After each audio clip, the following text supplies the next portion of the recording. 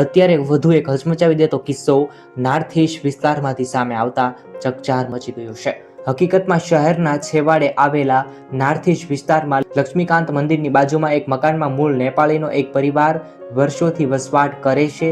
પરિવારના માતા પિતા 10 વર્ષથી એક દીકરી, 7 વર્ષની દીકરી અને 4 વર્ષના દીકરાનો સમાવેશ છે। પતિ અને પત્ની બંને સવારથી લઈ અને સાંજ સુધી કામ પર જતા હતા।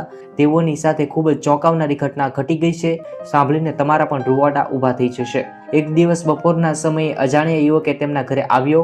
તેની મોટી દીકરીને બહાર રાખી અને જ્યારે અન્ય 2 ભાઈ બહેન બાથરૂમમાં પૂરી દેવામાં આવ્યા અને હકીકતમાં પરિવારની મોટી દીકરી ઉપર ન કરવાનું કારનામો કરવામાં આવ્યો હતો। બાળકીને ખૂબ જ લોહીલુહાણ હાલતમાં હતી।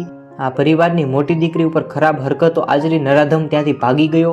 બાળકીને ખૂબ જ લોહીલુહાણ હાલત કરી નાખી અને બાળકી ચીસાચીસ કરવા લાગી હતી અને બૂમાબૂમ કરવા લાગી। જ્યાં લોકોએ અવાજ સાંભળીને ગામના લોકો ત્યાંથી છેવાડેથી દોડી આવ્યા હતા। આવી રીતે મિત્રો આજનો આ સમયની અંદર ખૂબ જ ખરાબ કૃત્ય આચરવાના જે ઘટનાઓમાં સતત વધારો થઈ રહ્યો છે।